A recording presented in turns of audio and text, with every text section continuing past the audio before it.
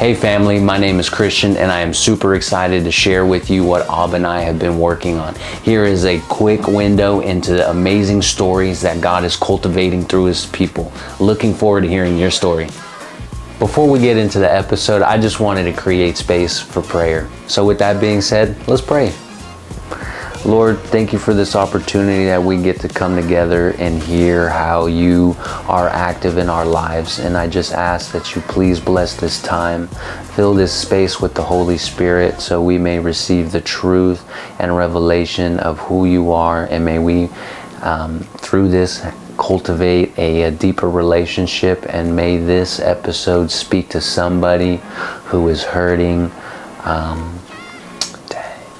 Just got to wrap up at the end, but thank you for this time, Abba, and I'm so excited. Thank you so much for giving me this opportunity to be able to listen to your children and how you have been in their lives. In Christ's name, amen. That's a real one. All right. Cool. What's that coin right there, brother? What's up? That coin. That coin, it is cryptocurrency, and it's called XYO. Oh, okay. And, yeah, bro. Once you collect a certain amount, they send you that in the mail. Okay. But yeah, man. Now I seen the thing, right? Because this guy, he handed me a coin. Right. That it was a spiritual prayer that he hands out to. Oh, nice. Police officers and stuff, but it had the cross with the shield on it.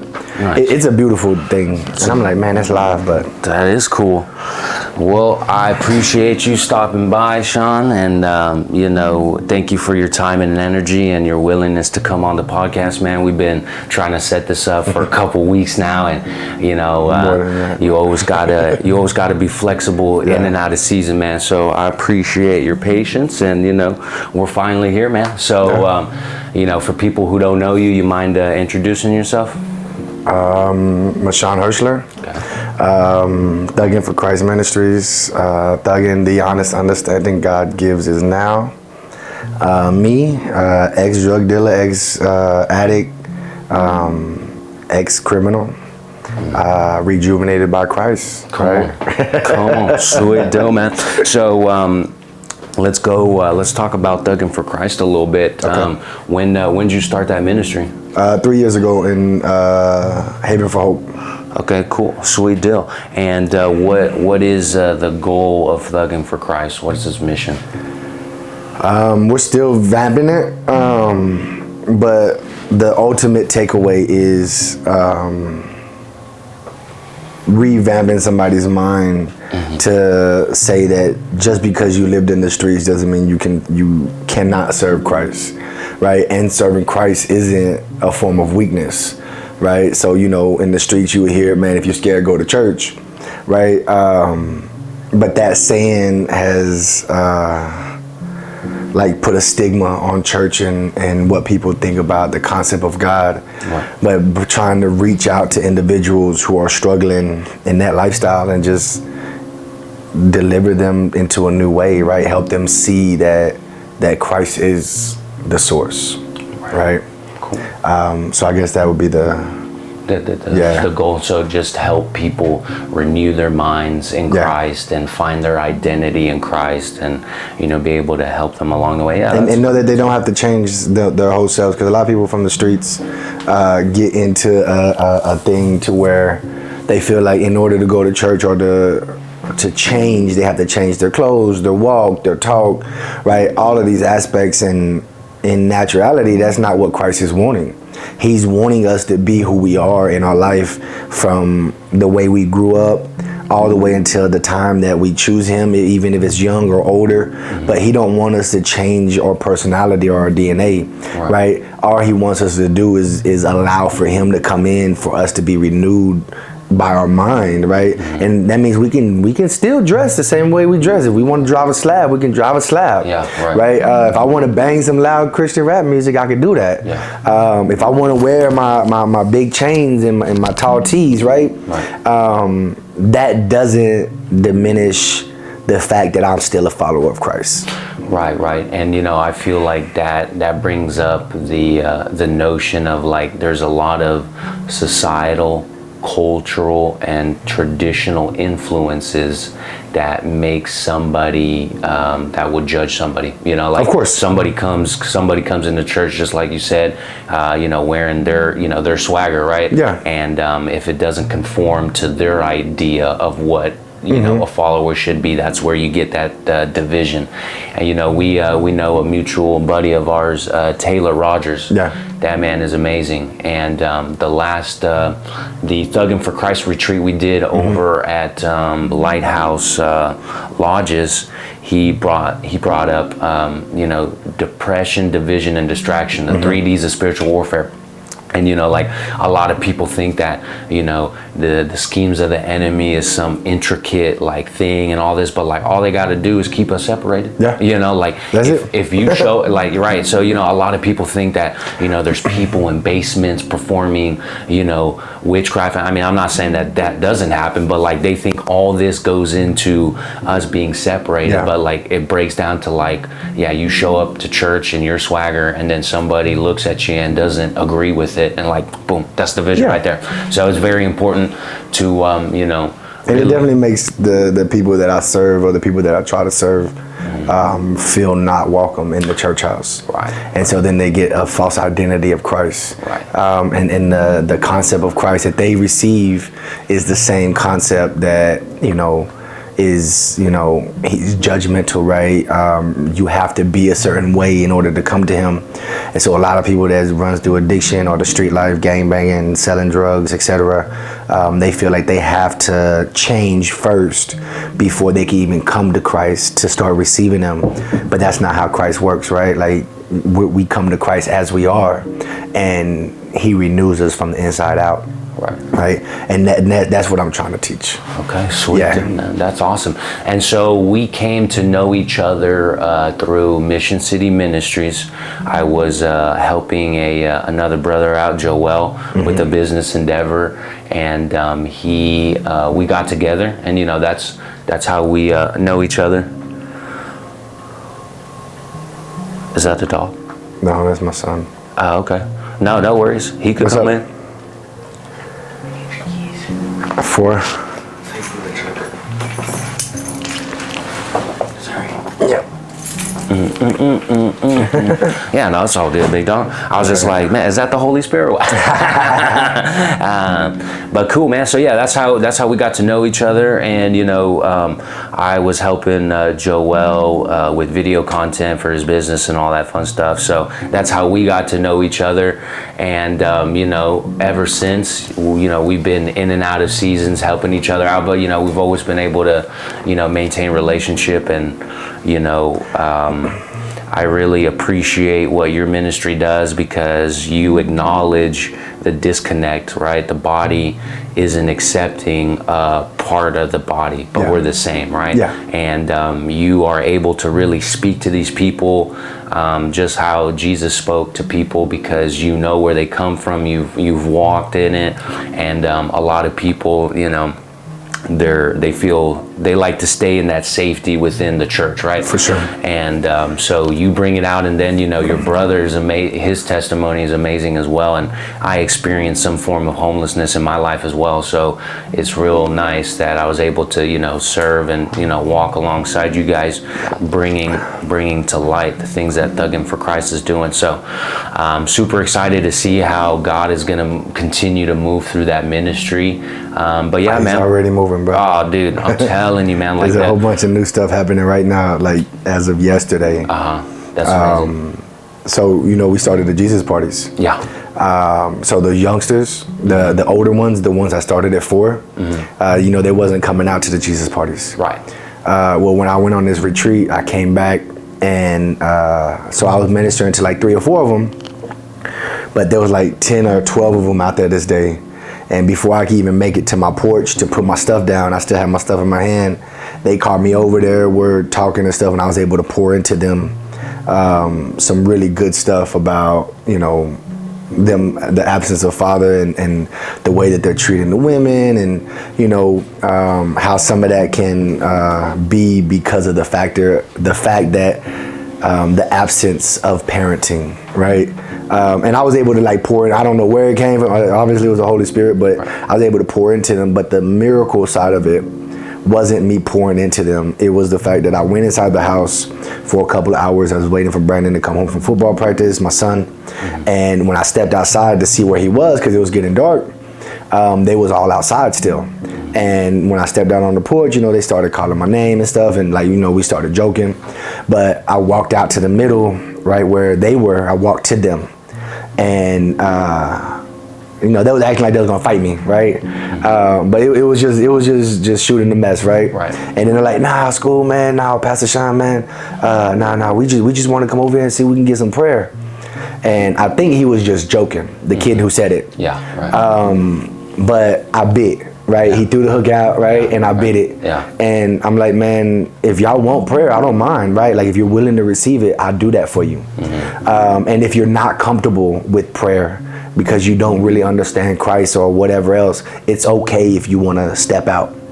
Right, don't feel like you're forced to do something, right? Like I just want to let you know that it is okay to step out and maybe reconsider it. And sure enough, about 8 of them stayed and circled up, and we prayed. And the significance of that is that I've been pouring into these youngsters for months now, right? Since we did the retreat and everything, right. And this is the first time that they have come to me in a group setting and ask for prayer. But then on top of that, yesterday, last night, right. I'm in the house playing my video game, just chilling, right, with my family. Right. And JT went outside to smoke a cigarette, comes back in, walks upstairs. Hey, Sean, man, them youngsters are outside calling for you. They said that they want to know if you don't mind coming out and praying with them. Come on. And I'm like, what? Like, man, but I mean, they're all drinking and they're smoking, right? They're high and drunk right now, or tipsy or whatever. But it was the fact that they went out of their way to knock on my door to ask for Christ, right? And I'm just a vessel. Yeah. But the beauty of it is that like these youngsters, they're really starting to receive something. Right. And so I've been praying, man, and like, Lord, just help me guide them to a better way, because I see myself in them so much. Some of them don't have parents. All of them live in the projects in the hood. They're all selling drugs. They're all in gangs. About 3 of them carry pistols on them at all times. And so like these are facts that I know when I'm dealing with them. But I try to push all of that to the side and just pour into them what nobody did for me when I was younger. Right. It's been beautiful. It's been beautiful. That's amazing, brother. And, may God continue to enrich your life through his word and teachings. In Christ's name, amen. And, what I heard when you told me that is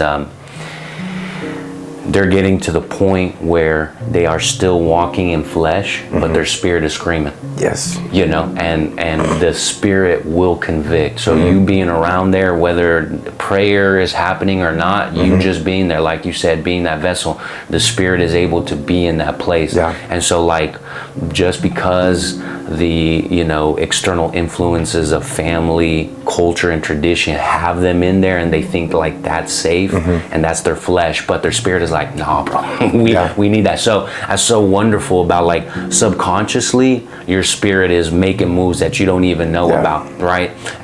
But you're walking it out in flesh, so you can't really see it. But I mean, that's what kind of happened to me, I was still walking in my flesh, but my spirit was like, nah, you done, bro. You done, big dog. Like, this is it. This is literally it. Like, if you go any more, it's over. So I like that you see the prayer manifesting into reality and doing all that, and I just we just got to continue to pray and be focused to establish that opportunity, because I feel like a lot of time people get wrapped up in like, oh, what's the sermon that is gonna convict them right there? What can I bring up in my testimony that is gonna convict them? And all? No, none of that. It's just being there with them, chopping it up, being like, hey, like that's. We're gonna play basketball after this. Oh yeah, you're gonna go play basketball? Man, I ain't played basketball in a long time, but come on. That's what Christ put it on me. Like, okay, you want to exercise? Yeah. And the kids won't to have time. Yeah. You know what I'm saying? Right. And it's a way for me to include Brandon too. Yeah. And so yeah, I'm gonna go and. That's great. Cool. Whew. Yeah, no, yeah. I hear you. It ain't gonna right. be too good, but yeah. No, it's gonna be all right, man. So yeah, man, you know, through my deliverance and inner healing, you know, one of the questions that I asked Abba is like, why did the things happen to me, and like, why do people go through what they go through? Mm-hmm. And you know, he responded like, son, that's a good story, ain't it? And I'm like, dang, but that's my life, bro. Yeah, you know, yeah. What you mean? But, you know, he takes all your broken pieces and nations and your turmoils, and he turns them into testimonies. And those testimonies are a witness to the body, yourself, or others of the power and, you know, the relationship that God is able to have with somebody. So that's the goal, you know, of this podcast is, you know, to help. You know, these episodes help somebody out there, you know, because I feel like half of the time, you know, when I first started, I was like, dang, you know, like, I don't know who else is going through this. And, you know, I'd hear testimonies. I'm like, oh, dang, that partner right there, he knows exactly what I'm going through. So, you know, you're able to, it just desensitize, right? It takes out the stinger, right? And makes you more open to receive Christ. So yeah, man, that's why you're here, man. And you know, I am so ready and excited to hear your story on how God has been in your life. So without further ado, man, let's hear it. All right. So the whole story, huh? Okay. Yeah, whole story. It gets deep. I do got a book coming that's gonna have a lot of details in it. But typically, man, started off from the beginning of my trauma was coming to Texas. I'm not originally from Texas. I'm originally from California. I was born in Washington, grew up in California in Albuquerque. Okay. Lived all different states. My mom didn't know how to sit still, right? Okay. And so we came to Texas, but when we came to Texas, it was the worst mistake I feel that my mom could have ever done, right? Coming to Texas. At the time we came, I was like 8 or 9. Oh, okay. About to turn 10, and in like literally 1 year, or 2 years, in a 2-year span, my life, I've experienced more trauma than most adults in their 20s. Right, cool. Right, and well, not cool, but it's hard, right? Like it's but anyway, so we came to Texas, we went to Austin, and then we ended up going to San Antonio, staying at the Sam Shelter, right, which was downtown, which is the job that I work at right now. I actually work in the building I used to live in as a kid, and that was the first time I tried to commit suicide. Mom was an addict. Mom was, she was out in the streets. She was hurting too from her past experiences, her abuses, the neglect that she felt from her parents. And it just continued on to me. And my brother at the time was living with some family members, relatives. In San Antonio also is where I saw my mom raped and beat up. I was held back, and I was forced to watch it. And there was nothing I could do about it, right? And it was the most hopeless that I've ever felt in my life. And the hardest part for me wasn't the fact that she was raped and beat up. It was more the fact that afterwards, she didn't even recognize who I was when I was trying to help her. She didn't understand what was going on. She didn't know who I was. She kept trying to fight me. And I think that hurt more than the actual watching of her being, you know. And the bad thing is that the trauma was so bad that my mom don't remember it, right? And then we moved out of the shelter, moved into an apartment. She was still using. And at this time, you know, she was so far in her addiction that her addiction had more control over her than she did. So there was a lot of choices that she made that wasn't necessarily her personal choices or the things that she naturally wanted to do. And that was the first time I got kicked out. I was about 9 years old when that happened, 9, 10 years old. Slept in the golf course that's down right there on Broadway. The first time, that golf course right there on Broadway. So right when you exit off the highway and you're going down Broadway, that golf course that's right across the street from the library, there used to be a kiddie amusement park right there back in the day that was open. It's closed down now, but it was open. And I tried to get a job there, but I was just too young. I was 2 years too young. They hire people at 13. Oh, okay. They was hiring people at 13 at that time for that particular park. And then, you know, in San Antonio also, I was mistreated by the laws for the first time because I just looked like somebody. Right. Somebody did something, and because I fit the profile, I was black, I was tall, I had a fro, I must be the suspect. Right. Prior to that, when I was kicked out, then it was like a 2-month period. I had to survive, so I started running with some Hispanic gangs out here in San Antonio, and they had me running drugs in the backpack on the school bus, just being a mule, right?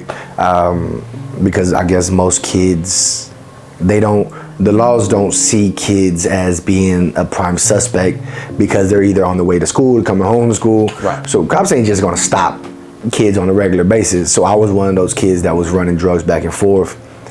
Somebody ended up stealing from these people, and they rounded all of us up. And you know, they kind of beat us up a little bit, trying to find out the truth. They found out the truth. It was somebody else. They let me go. When they let me go, they just asked me like, hey, you want to keep doing it or what? And of course, in the situation that I was in, I just said, yeah, right? Why not, right? I needed some money. I needed some time in my life. I needed to do something to make a difference because I was taking care of my mom at the same time. So at the end of San Antonio, after I tried to commit suicide and went to the mental hospital, and I went through all that stuff with the Mexican gangs and my mom and everything else, the day that the cops was slamming me on the front of the cop car was at a bus stop. Okay. And I remember because I was standing there and the cop had me over the front of the hood, and then the bus rolls up. And as soon as the bus rolls up, my mom steps out of the bus and stops the law from continuing to harass me. And, you know, it was very vivid, right? Because it was like that was Christ protecting me. Because there was nobody else that could have saved me but her. And that same day, I hadn't seen my mom in like a month maybe. Okay. And so it was just kind of strange that she would be the one that would pop up at that time in that moment. But when she did, she decided for us to go back to Austin. And I'm like, yeah, let's go back to Austin. And so we made it to Austin. We was in Lake Travis. And there was a family out there that was willing to take me in if my mom completed rehab. So she had to go to a rehab and she had to complete it. And as long as she's in the rehab and she's doing what she needs to do, then I could stay at these people's house. Right. It was the Balfours, wonderful people. At the Balfours, I was living in Lake Travis at this time, and went to Hudson Bend. I failed the 7th grade. Went into school. I was supposed to be in the 9th grade, going to the 9th grade, or supposed to be in the 8th grade, really.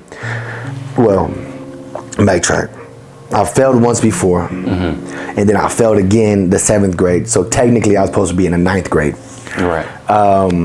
And went to Hudson Bend Middle School. They saw how big I was. I told them all I want to do is play football. I don't care.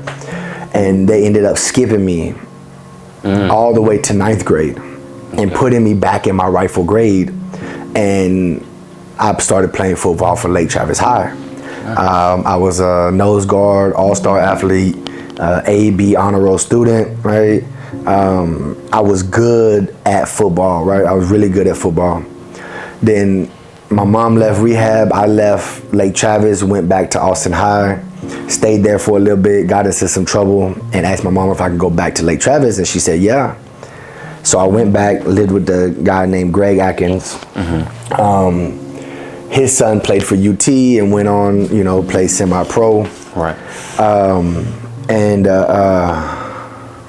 it was an amazing experience because he was a mentor. He taught me a lot of stuff. Something happened that was a disagreement between me and him, and it got kind of rough. And so I called my grandma and I told her what was going on. And at this time, me and my grandma was really close. And she said, hey, your uncle's on his way out here to East Texas. Why don't you hop a ride with him? He's gonna come by and pick you up, and y'all can just come out here. You can come out here and live with me. All right, cool. Go out there, live with my grandma. Stayed out there for like 3 months. One day, because I was in alternative school at this time, because I got into a fight at Lake Travis because one of the white kids called me a nigger, right? And we just fought, right? It was a max of 3 black people in the whole school. Yeah, right. And you just can't do that. I don't care how many folks you got around you. You just can't do that, right? Right. And so I'm in alternative school in East Texas, and the teacher comes in and she's crying, and she's like, well, you gotta go home. Your grandma's on your way to her parade to pick you up. And she's just crying, like she's just bawling, and I'm not understanding what's going on. And I make it back to my grandma's house, and sure enough, CPS is there. And she tells me, she sits me down and she tells me, she's like, well, baby, I can't take care of you. So I feel like the best thing for you to do is to be put with the state. That way you can get the help that you're needing. And like I begged and I pleaded, right? Like please don't let me go. Please don't take me away from my family, right? Like I want to stay. But she already had my stuff packed up.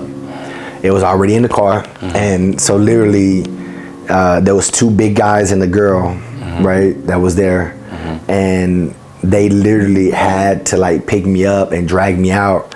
And what I remember the most is holding on to the door rails, begging my grandma not to let me leave, and her coming and like prying my hands off, right? And like saying that she's sorry and all this other stuff. But then 3 months after that, my brother went to go live with her, and she raised him because he was white. Right, I'm mixed with black and white, right, and so this is the white side of my family, and none of my other family members, my uncles or nothing, paid attention to what was really going on, and they all turned their head away from me, and honestly, and I say it boldly that I believe it's because I wasn't white, because my brother, everybody took him in at some point in time, everybody did. Right. And even to today as an adult, right, I talk to some of my uncles and stuff, and they tell me that they didn't know the truth about what was happening and all this other stuff, but that's a lie. Right. It's a lie. Right. Yeah.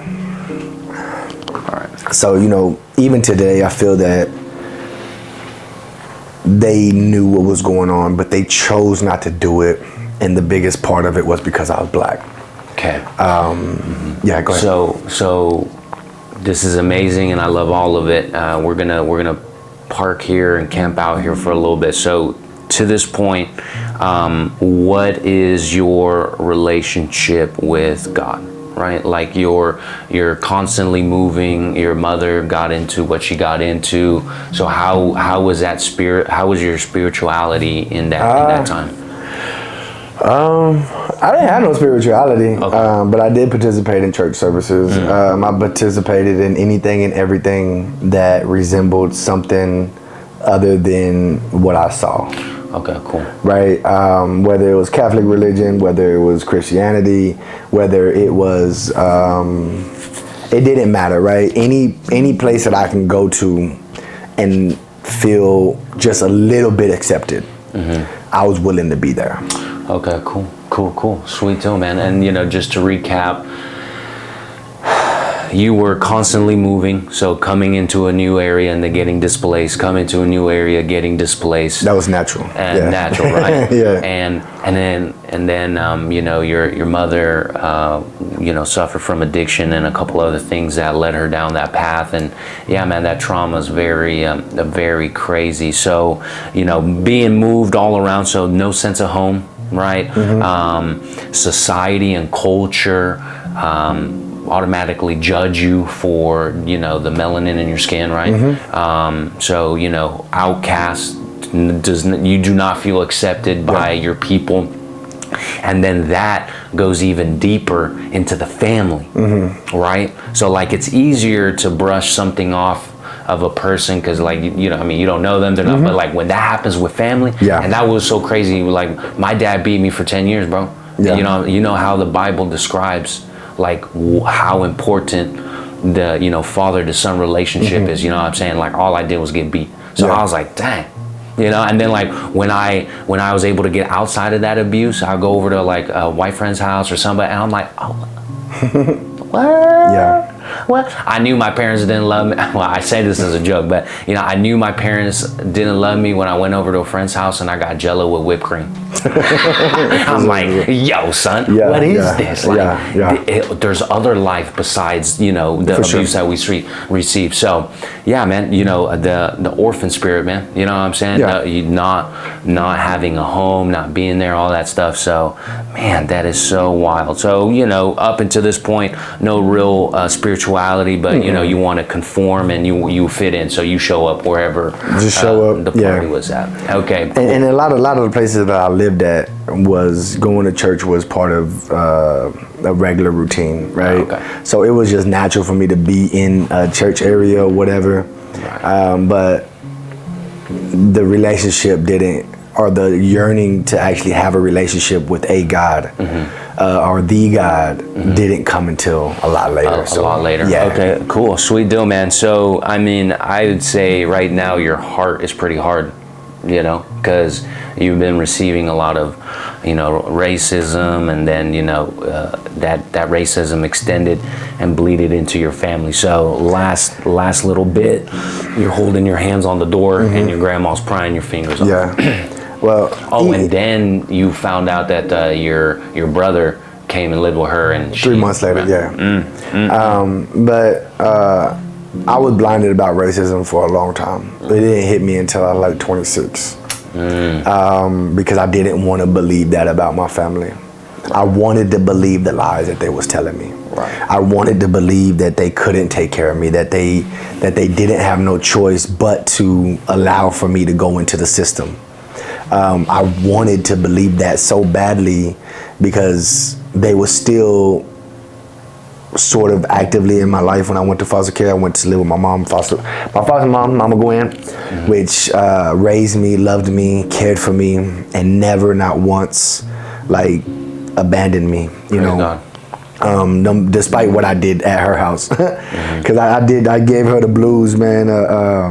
She got the brunt of everything. Right, but even despite all that, whether it was money or not, there wasn't enough amount of money that can be given to deal with somebody that was going through what I was going through. Right, and acting the way I was acting. Right, there is an amount of money that it would just say, hey, you know what, I'll be okay with this. Right, you keep pouring the money in, I'll be okay. But so she did that, right, and after I got into foster care. I got into foster care at 13. I think it was like a year or not even a year, like 8 months later. I don't even remember really. It was a few months later or a year or so later, my mom called me and she like, baby, I'm leaving Texas. I'm leaving Texas. And I'm sitting here like, are you serious right now? Like, you asked me before we came to Texas if I wanted to come to Texas, and I said no. My family got this story misconstrued for some reason. They said that I wanted to come to Texas to be closer to my family. Right. And I'm just sitting here like, what sense does that make? Right? Like, why would I want to come here and be closer to folks that I know treated me different even when I was a kid growing up? Right? And it was my brother. My brother wanted to come, so and my mom wanted to come to be closer to her sister and everything else, right? And it was everybody else but me. I'm like, no, I don't want to go to Texas. And so for my mom to call me and tell me that she was leaving Texas, it broke me. And how old were you? I think I was like 13 or 14. Oh my gosh, dude, this is so crazy. And and when she did it, I said, okay, well, you're gonna stop by Austin to come and see me, right? You're gonna stop by Austin, right? And she like, nah, babe, I'm already like on the other side of the Texas border already. Like, I'm already outside of Texas. And so I broke down, and my mom came out, and my foster mom came out, and she just sat with me, and she just hugged me, and she held me, and she just told me, like, you know, it's gonna be all right. Like, it's gonna be okay. You're gonna be stronger, right? You're gonna get better. And that woman was the world to me at that moment, right? But at that moment, that day was the day that I gave up on everything. And that was the day that I decided that life wasn't worth living, worth willing to live, that it is what it is. And I went hard in the gang life and the street life, and you know, started moving drugs in the school, and right, getting kicked out, getting arrested, going to jail during the summer. I gave up on football, stopped playing football full time. I was at practices, I was at the games, but I wasn't playing because I was that kid that was always in trouble. Right. And you know, that's when a lot of the real abandonment and everything came in, and it just set in real deep. And so I started smoking weed and popping pills and drinking real heavy, anything to numb the pain. Right. And then I had my first son, Brandon, my senior year. And that's sort of when things started changing for me. Okay. Because it's like, okay, well, now it's no longer just about me. Right. It's about him now. Right. And you know, there were some things going on with me and his mom and some other people, but we ended up living together. Me, him, and his mom ended up living together. I still was running the streets. I still was actively like doing the things that was unproductive for my life. I did graduate high school through the work program, but I couldn't read or write. Right? They just pushed me out. Right.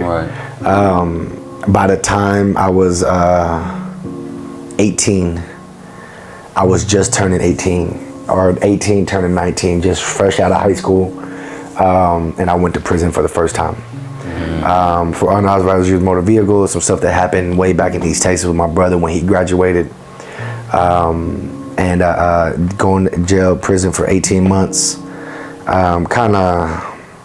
It resonated something in me. The mother of my kids, right?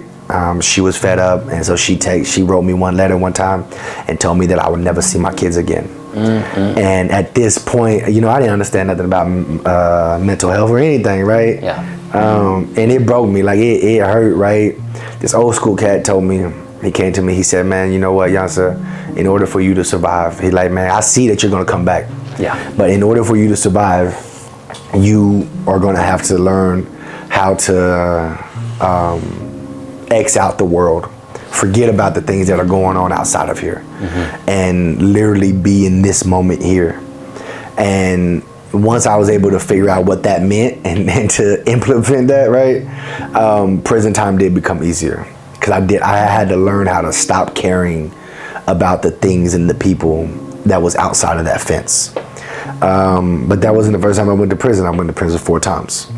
Fighting, right? All kinds of, like, it was really rough. Saw riots, and you know, seeing people getting stabbed and raped, and it was a traumatizing experience. But while you're in there, you learn how to block things out, right? You learn how to, like, if you're walking by somebody's cell and they're getting beat down and like getting raped and stuff, like, you learn how, like, not to keep looking and just turn your head and keep walking. Right, and you're not gonna report it, right? Because if you report it, no matter where you go on that unit, right, somebody can touch you, and you learn that really quickly. Oh, bro. And so, you know, hitting the weights and working out and staying active and always moving, right, was the best way for people, like, kind of not to mess with you, I guess, because they saw that, like, hey, man, I guess he's ready whenever. But I did build a reputation for myself in prison, fighting and just standing up for myself, and, like, you know, establishing the fact that, hey, I'm my own pillar, and y'all do what y'all want to do, but leave me out of it, and I'll stay away from y'all's business too.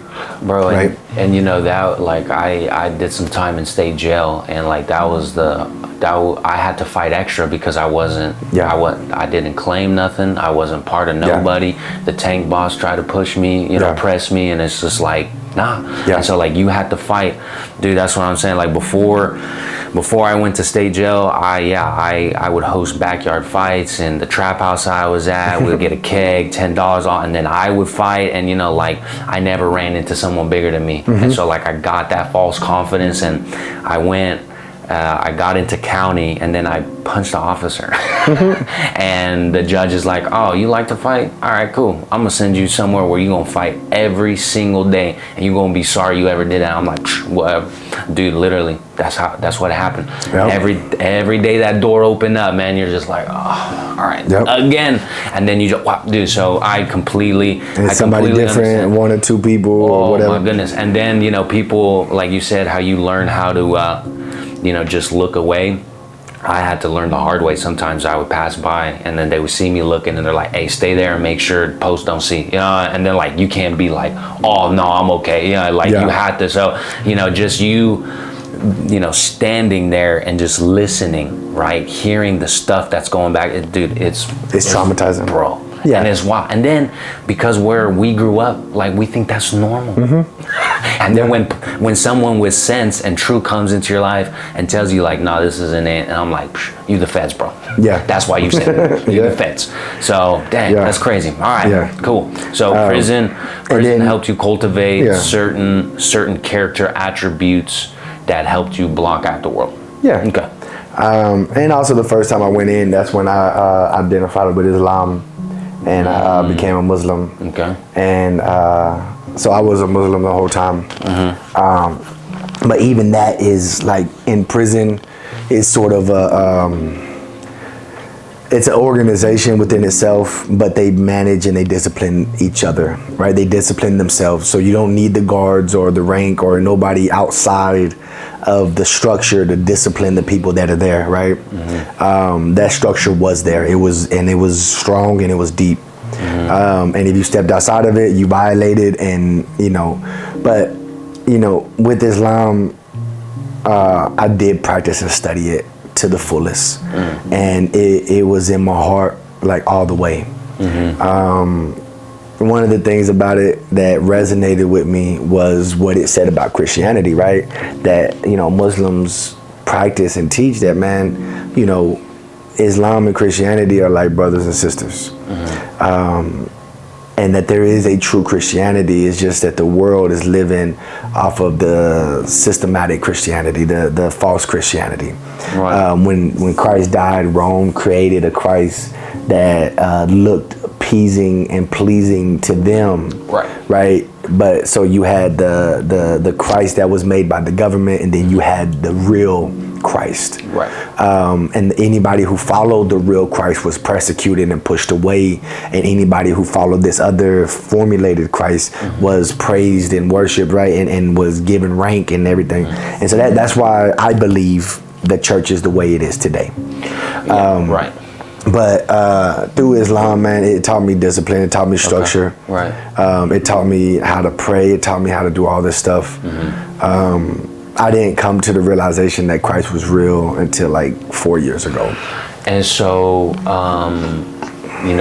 going into that, your time with Islam, do you think your situation like guided you towards that, or was that just like a natural thing? No, it was more my situation. It was because I wanted to get in with the Nation of Islam, which is different than what I got into. The Nation of Islam is a Black Power movement, right? Everybody knows about the Nation of Islam when it formulated back when Malcolm X was around, right?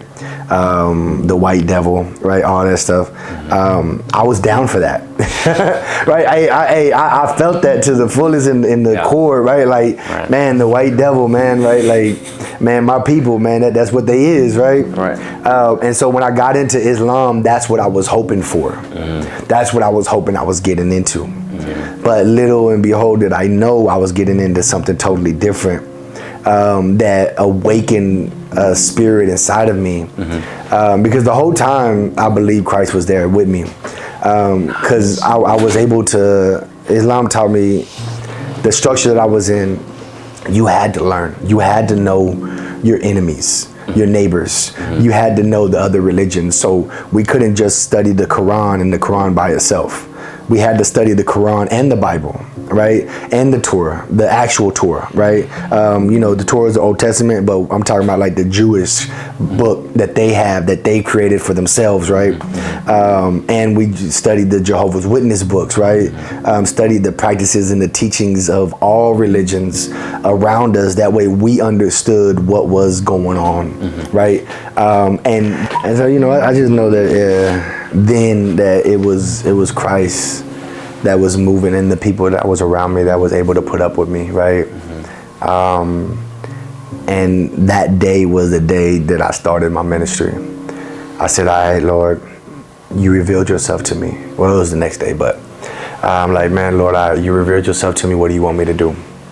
And I'm out walking my dog, Turbo, and I'm walking by this homeless guy, and God yelled at me, man, pray for him.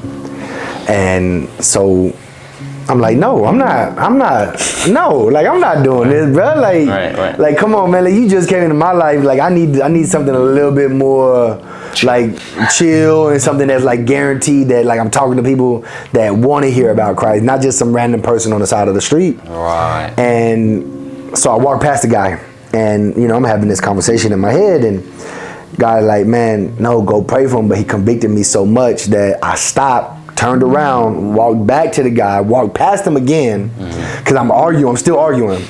But this time I only made it a few steps. Right. And then I stopped and I said, man, this might sound weird, brother, but God is asking me to pray with you. So, man, do you think I can pray with you? And he like, yeah, man, I would love some prayer. And he got up and I prayed with him, and I don't know what I said or whatever else, but when we got done, he was crying. And he gave me a hug, and he like, man, you just don't understand that right before you asked me to pray for me, I just made up my mind to commit suicide. Right? And at that moment was the moment that I knew that I can hear God. Right? And not only that, but he just used me to speak to somebody that I didn't even know, but he connected me to that person in a way that my human mind can never comprehend. But he just used me as a vessel to speak to that man for whatever reason. I don't know what came of it, but just knowing that, right? Like it was a moving moment. So from that point forward, when Christ told me to pray for somebody, man, I walk up to him and kick him on their feet. Hey, wake up. Hey, man, God wants to talk to you real quick, man. Come here. Let me holler at you real quick, right? And then Thuggin for Christ started, right? Me and my wife was driving, and I'm like, babe, we got to come up with something that, what we going to call this? And I'm like, man, I feel like I'm thugging for Christ, man. Like, I'm going to be a thug all my life, right? Like, I'm going to be this, right? And my wife is good with words and stuff. And so she came up with the acronym. She's like, well, we're driving, she's driving, and I'm in the back. I'm like, man, Thuggin for Christ, that's live. And I looked at her and said, man, is that too confrontational? And she just driving, looking. I'm like, babe, what, you ain't gonna talk to me? You gonna ignore me? This was when we were in our insecurity phases, right? Right. So we were arguing a lot. And she goes, no, babe, I'm just thinking. And I'm like, dang, well, say something then. Right. And she goes, the honest understanding God gives is now. And I said, what? What'd you just say to me? Right, like I thought she was being fly, right? Right. But she's like, no, just think about it. The honest understanding God gives is now. And I'm like, okay, that sounds live. Like, okay, well, we can put that somewhere, right? She's like, no, babe, like, it's the first letter of each word spells out Thuggin. And I'm like, nah. So I had to write it out, and of course, right, I'm still bad with spelling, so I'm having her spell everything out for me. Right, just to make sure. She's like, well, make sure you put a capital here, here, and here. She's like, don't you see it? And I'm looking at it, and I got it spelled out like this, and I'm like, nah, I don't see it. I don't see it. Right. Like, I don't know what you're talking about here, right? Yeah. And then she goes, okay, well, write it from top to bottom. And so I wrote it, the honest understanding God gives us now. She said, put the first letter of each word underneath each other. So I'm doing it. And when I got down to the GG, right, before I even put the IN in, I'm like, oh, shoot, I see it, right? Yeah. And sure enough, there it was, right? The acronym for Thuggin, right? But even that right there just shows the majesty of Christ, right? Like how how Christ can use somebody to be creative and then use somebody else to help them understand why that creative thing came about. I came up with Thuggin, she came up with the acronym, and it's like without her, I would have never seen it. Right. It would have just been Thuggin for Christ, and no acronym, no like deeper understanding or nothing like that. Yeah. And since then, I mean, it wasn't supposed to be a homeless ministry. It turned into a homeless ministry.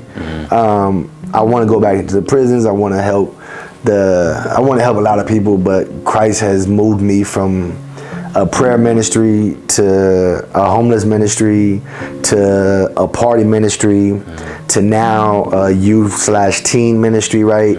And I don't know what he has for me, but whatever it is, he's training me through all these fields, right? And so that is not in a nutshell, but kind of not the 3-day story. Yeah. But the 1 hour story of my life. Man, dude, that's amazing, man, and thank you so much. And you know, when we went out, it was me, you, and JT, and we went out and we recorded our interaction. And before I thought this happened all the time, and we hopped in the truck and I was like, dog, so how did you think that went? And you were like, this was one of the best interactions I've ever had. And I'm like, oh my goodness. But you know, when I was rewatching the footage, it was just so amazing because you knew Christ spoke to him in that moment, right? Because we just asked him passing by, hey, you got a minute? And then he looked at us. And then just like that, if it has anything to do with him and he pointed up, then I'm all ears. And I was like, oh my God. Me being a new, I've never seen that. Yeah. You know what I'm saying? And then when we ran into each other, I think I was still under a year, you know? And so just to see, you know, be part of that transaction in that moment, you know, opened my eyes, just how he spoke to you and he was like, I was there. That was my moment for that. Yeah. So, you know, it was really cool. And what I really appreciated about that as well is you know, we both clearly see the church face that, you know, the general church is holding, but you know, you were there, you were with the people who you were ministering to the brokenhearted, not to the people who were, you know what I'm saying? And that's what Jesus was like, I didn't, if you know me, cool, and I'm gonna continue doing my work, but I'm here to talk to people who don't know me. So get straight, be correct, come with me and do all that stuff. So it was super amazing, man. That's great. And and then so when you gave your life to Christ, what were some of the things that helped you maintain that relationship? You know, because a lot of people say that they know God, but they don't have a relationship with him. What helped you? Prior to that happening, I would have been one of those people that said I knew him, but I didn't know him. Right. But when that happened, when he spoke to me and he revealed himself to me, and then when you look back and you hear the story again, you're going to see the journey that Christ took me on. He took me on a deeper understanding, right? He took me on this journey of seeking, of wanting to know the truth, right? And I had to go through all of that to make it to this point here when he spoke to me, to finally believe and realize that he's real, right? And you can ask my family members, right? The people that live with me on a regular basis, I tell them, I'm like, man, I don't do the things because I want to do them. Right, I don't do them because I want to do them. Right. I am human. I want to do me. Right. If it was up to me, I sit inside my room, play Need for Speed, play me some Steep, right? The snowboarding game, right? Put some game, right? If it was me, man, I wouldn't even be dealing with all you people. Yeah, right. Y'all got too many problems, man. I got problems of my own. Right. But it's not me. Right. Right. It's Christ. Yeah. And Christ has, despite the abandonment, despite the brokenness in my life, despite the fact that people have hurt me multiple times, despite all of that, Christ preserved my heart. He preserved the willingness to want to love. He didn't allow for bitterness to come in and dwell. He didn't allow for hatred to come in and consume me, right? Even though I have standing ground to be mad at my family, at white people, at the world for abandoning me, for leaving me, and for them to say that, you know, they didn't do none of that stuff, and I have a right. Right. But instead I choose to love. Come on. And to understand that, you have to understand Christ and what he did for us on the cross, right? You have to understand that despite the fact that they were spitting on him and that they was treating him bad and hauling all these insults to him, that he still went through what he went through, knowing that there was going to be some that didn't understand, some that was going to still persecute him even after he was gone and risen above, right? And not believe. But he still did it anyways because he had that presence of love. He had that sense of just wanting for us to be free. And in that, I thank Christ every day that he didn't fill me with bitterness, because then I wouldn't be able to love those that are around me. I wouldn't be able to pour into those that are around me. I wouldn't be able to see them for who they really are and not just see them from their emotions or the way that they act off of their emotions, right? Because sometimes people can act in a way because they're hurt, and they come off hard, they come off harsh, they come off and they can hurt people with their words. But Christ allowed for me to see past that. That's right. So awesome. And to say, hey, you know what? I see you hurting. Cool. But let's talk about that.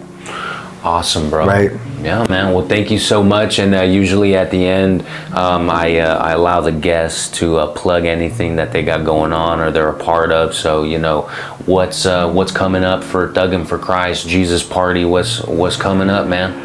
Let the world know. So they really plug in, bro. Really is on hold. But I mean, anybody wants to link up with me. Okay. They can always go to my website. Okay. Which is thugginforchrist.com. All right. Cool. We have a YouTube channel. We have Facebook. Right.